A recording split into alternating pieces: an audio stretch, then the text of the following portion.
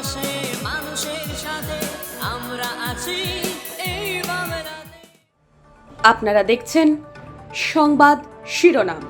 দেখলেন তো অনেক কিছু, এবার দেখুন নতুন কিছু।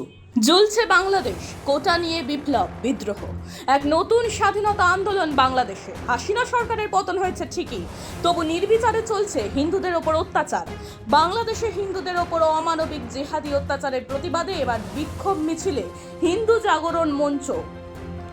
জাগরণ মঞ্চের পক্ষ থেকে এই দিন প্রতিবাদী মিছিল শুরু হয়। প্রতিবাদী মিছিলটি শুরু হয়েছে আসানসোলের গির্জা মোড় থেকে। আসানসোলের গির্জা মোড় হয়ে হটন রোড হয়ে আশ্রম মোড় শনি মন্দির পর্যন্ত এই মিছিল চলে। সকলে অবগত আছেন যে বাংলাদেশে 5ই আগস্ট প্রধানমন্ত্রী খালেদা জিয়া পদত্যাগের পর সারা বাংলাদেশ ব্যাপী ছাত্র আন্দোলন নামে যে অরাজকতা, তাদেরও রাষ্ট্রভক্তি নাই, পরে হিন্দুদের উপর যে অত্যাচার, মায়েদের উপর যে অত্যাচার, লুণ্ঠন, ভাঙচুর, ভয়ঙ্কর হিন্দু বিরোধী আন্দোলন চলছে বাংলাদেশে। সেই বাংলাদেশে হিন্দুদের সাপোর্ট করার জন্যে আমরা আসানসোল শিল্পাঞ্চলে হিন্দু জাগরণ মঞ্চের নামে সেই হিন্দু সম্মেলন করে হিন্দুদের সাহস জাগানো, বাংলাদেশের সরকারকেও সজাগ করা, তার সাথে ভারতবর্ষের যে সরকার আছে আগ্রহ প্রকাশ করা, সেই সব হিন্দুর সুরক্ষা দিতে হবে যেসব বাংলাদেশে আছে।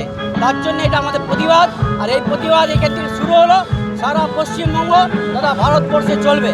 আপনারা সবাই অবগত আছেন 46-এ যে দাঙ্গা হয়েছিল নয়াখালী, তখন 29% হিন্দু ছিল। তারপরে 71 সালে মুক্তিযুদ্ধতে হাজার হাজার হিন্দু, লক্ষ লক্ষ হিন্দু বাংলাদেশে ঢুকে গেছে, বাংলাদেশের পশ্চিমবাংলায়। এখন 7.2 মাত্র 1,47,00,000 হিন্দু বাংলাদেশে আছে। এই ভয়ঙ্কর অত্যাচারের পরেও এর যে পার্সেন্টেজ অফ ভোটার্স, সেটা ভোট পার্সেন্টেজ অফ হিন্দু সেটা কমে যাবে, 2%, 3% এসে নেমে যাবে। তাই এই বিক্ষোভ, আর এই বিক্ষোভ শুধু না, এটা আমাদের ক্ষোভও আছে, লড়াইও আছে। নমস্কার। এই মিছিলটা গির্জা মোড় থেকে শুরু করে আসানসোল বাজারের মধ্য দিয়ে আমরা শনি মন্দির পর্যন্ত যাব। মানুষের পাশে মানুষের সাথে আমরা আছি এই বাংলাতে। আপনারা দেখছেন সংবাদ শিরোনাম। দেখলেন তো অনেক কিছু, এবার দেখুন নতুন কিছু।